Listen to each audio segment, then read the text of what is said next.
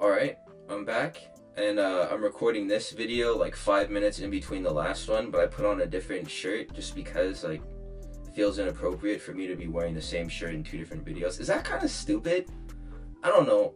We're gonna get into fights that nobody is excited for. The last video that I made was about fights that everyone is excited for, or that I am at least, but this is gonna be fights that I'm just really not looking forward to seeing. And I'm not gonna speak for everybody because I can't, but I would feel like a representative majority of people would also share in the sentiments that I'm about to share with you guys. So let's get into the list right now. The first fight is going to be Charles Oliveira versus Michael Chandler 2 on November 16th. This is going to be UFC 309, and man, this card is absolutely cooked with the co-main and main event. Mate, Charles is washed. Like, it's over. Like, pack it up. If you're a Charles Oliveira Glazer, pack it up, man. The show is over. There's nothing left to see here. He has displayed that he has a limit in striking. Like, all the times that he's gotten dropped, just trying to stand and duke it out. And in grappling, with the times like against Islam or Armin, whenever he couldn't just figure things out or wrap up a sub or get up, you know? There's a limit. There's a ceiling for him. So he will never be champion again. As long as Islam holds the belt and like Armin is like a contender in the top 5, dude, he will never be champion again. So a win for him would only produce hype for Charles that he wouldn't even be able to like produce anything with, because he can't get the belt. He can't beat Armin. So literally by default, I'm rooting for Michael Chandler just because that would just make things a little bit different. And he's cooked too for waiting for McGregor. And like, it's still an interesting fight because Charles is played out now and he like had all this time to lay off and get better, Michael Chandler did. So who's to say that he doesn't come back and maybe change his game plan from just expending all of his energy in the first round and getting knocked out in the second to, you know, maybe pacing himself a bit more or playing the finish a bit smarter whenever he does drop him, if that does happen again. And above all else, I think that win or lose, it's very possible for Michael Chandler to still fight Conor McGregor afterwards, because, dude, Conor McGregor would never fight Charles Oliveira, you know?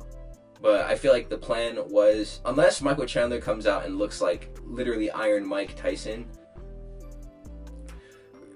the original plan was for Conor McGregor to come back and fight Michael Chandler. He obviously sees something in Chandler's, you know, fighting style that he thinks that he can exploit. If Michael Chandler loses to Charles Oliveira, we're just going to get a Twitter voice note of Conor McGregor beckoning Michael Chandler to come back to him and sign the contract to fight and waste 2 more years of his life. And, you know, Michael Chandler is going to be in. So I don't really care, dude. It's so inconsequential. We're literally right back to square one no matter what happens, it feels like. So nothing gets accomplished here. We're going on to the next fight. Jon Jones versus Stipe Miocic. I wanted to make like a video dedicated to just talking to this, you know? And just go on this huge long-winded rant about how just everything sucks at heavyweight. I still might, honestly, dude, but I can't even pretend that like things are okay, you know, with the heavyweight division, or that I'm excited for this fight. And they keep on trying to push it. Dana White keeps on glazing Jon Jones and talking about how great this fight is going to be and how much Stipe Miocic deserves it over Tom Aspinall. Jones is ducking Tom Aspinall, and we'll never know who the real greatest fighter is because Jon Jones will not fight him. He's done with the sport after this. It's his last fight. So like, it doesn't even matter what happens against this guy who's not even a contender at this point. Stipe Miocic, is he even alive at this point? Where is Stipe? Like, he doesn't even post photos or do podcasts. He does not even seen out in public. Where is Stipe? Does anyone know if he's even drawing a pulse still, dude? Like, he's also retiring too. We waited way too long to make this fight. I know that the injury happened and it was kind of out of Jon Jones' hands, but dude, how long has he been in fighting condition for? How long has he been healthy enough to fight? At this point, dude, it's just been like this carrot on a stick dangled in front of us while we actually have a legitimate champion in heavyweight who's not getting to do what he needs to do to prove himself as one of the best, you know? So it's really frustrating for me I don't care about this fight. I wish it wasn't happening and that the guys who were fighting between John Jones and Stipe Miocic were just rescheduled against other opponents. Or they would just retire, dude. Just retire now. Nobody cares. I don't want to see this. So we're moving on. Pereira versus Roundtree. For as many good fights as there are in the UFC, there's a bad one, dude. Low key, it's like 1 for 1. Good scheduled fight, bad scheduled fight. That's why I'm glad I'm making this video right now. Why is this fight happening? Pereira, there's no good ending for him here. If he wins the fight and knocks out Khalil Roundtree, we get the clip out of it, sure. But it's what's expected of him, you know? And if he doesn't win decisively enough, then people are going to be critical of the performance. Or if there's any shaky points at all, people are going to be like, wow, you had a hard time with a guy who went life and death with Dustin Jacoby? It's pretty neat.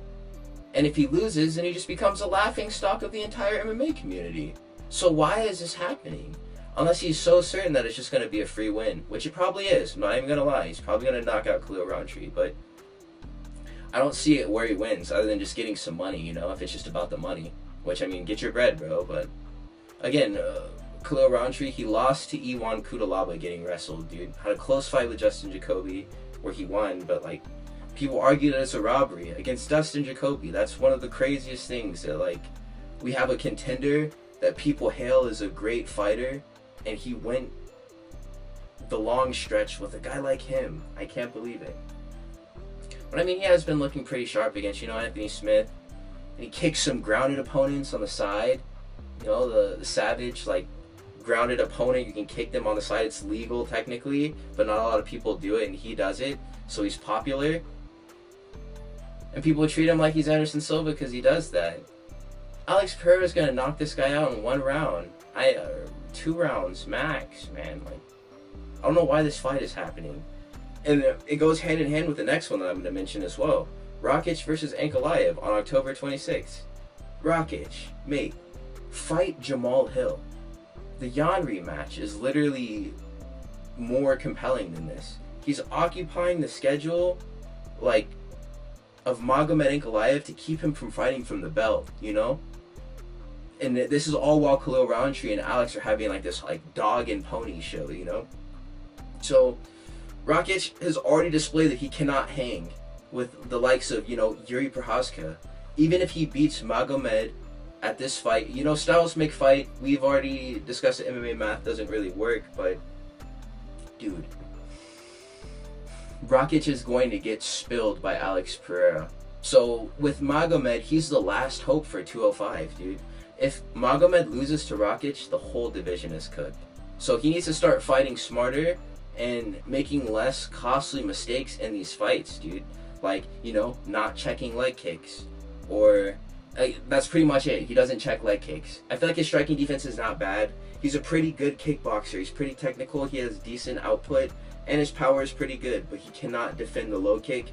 And his legs get so hurt whenever they get kicked over and over again. I mean, understandably so. He's fighting these, world-class kickboxers who are 230 pounds on fight night. So I'm just worried about the fact that, things like Johnny Walker beat up his legs, bro. And he had him on, Chicken Street moving weird, switching stances and stuff. In that fight, it's not a good look, dude. And he's not consistent enough to confidently trust to win each time. Even though I still support him anyways. Magomed Ankalaev, you never really know what type of performance you're going to get out of him. He always does his best, but he's not really too good at using his noggin to win these fights, so I'd rather him be exposed by Alex Pereira if that's what destiny has foretold. That Magomed Ankalaev is going to get to a certain point and then get sparked up in front of everyone. I'd rather it be by Alex versus Rakic, to where nothing is really accomplished and the title picture remains relatively unchanged, So I would say Magomed via unanimous decision. That's the good ending. Otherwise, Rakic via leg kick TKO, man, is most likely what the future holds now that I'm talking about it. So we'll go on to the next pick. It's going to be Chase Hooper versus Clay Guida. So, I mean, dude, I have a problem with this because I like Chase Hooper. He just beat Vyacheslav Borshev in a very high-profile fight, so he needs a pretty high-profile fighter to fight now, I think. I mean, if you want to keep him outside of the rankings, sure, but there's still dudes for him to fight that he could still, like, get good matches with, you know? He could probably fight Elvis Brenner or, like, Manuel Torres right now and beat them both. I think that Chase Hooper is literally that good at this point.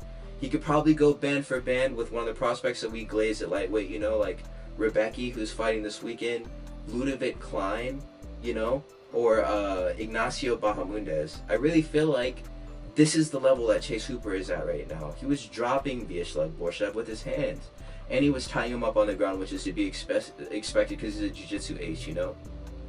Lightweight Chase Hooper is legit. Clay Guida, like, let's get you to bed, Grandpa. He has boring fights. He's an unserious opponent, and he's Marab from Kmart with no cardio, you know? Or he has decent cardio, but he's not very effective in just doing the grappling part. I feel like this is going to be easy pickings for Chase Hooper, probably a round 1 submission, you know? So, we're moving on to the next one. It's going to be Cody Garbrandt versus Miles Johns. And this one is... It breaks my heart talking about Cody Garbrandt, you know, because I hate to see him get knocked out. And there will never be another title run as displayed by whenever he fought Davis and Figueiredo. So he's basically here just to put on these fun fights against power punchers where they're basically just boxing, you know. It's MMA, but they're just going to box. So his chin does seem better at 135, which does give me some hope. So I feel like from here until he retires, we're just going to see him stand in the pocket with his opponents and just trade until one of them goes to sleep. That's the entire, all of his fights, unless his opponent wrestles. But I don't think that he's there for that, you know? So, Miles Johns, the guy that he's fighting, he has enough power to probably separate Cody Garbrandt from his donkey, which sucks because I don't want to see it happen.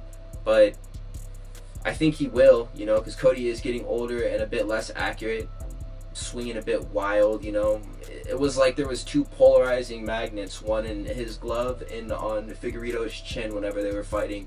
He was just barely missing him, but it was enough to the point where it was kind of getting annoying, you know, like, just freaking hit him, just hit him, just hit him. But yeah, I hope that it's a graceful decline, even though Miles Johns is probably going to catch an attempted murder charge on that night, and I'll be watching it. I'm still rooting for you, Cody. Please get this one done for us. Next one, man. Shame on whoever put this together. Like, really, I don't know whose fault this is, but they deserve 20 lashes. Nick Diaz versus Vicente Luque. I'm not sure if we have a date for this, but they've just been speculating that this fight is going to happen. Nick Diaz, mate, like, I'm not sure who's... I think it's the turkey money, you know? I'm glad that the UFC is getting more money to expand its operations and to do things like the Sphere card and the oil money that the Turkey Al-Sheikh guys give me. The Dana White is coming in handy for that. But if this is the expense of it, that he can just create these types of matchups because he feels like it, then we may need to put our foot down on some things, you know? Because, bro, Nick Diaz looked horrible against Robbie Lawler in his last fight. Why is he continuing to fight? Like I said before, if it was like the doing of this Turkey guy, like, cool.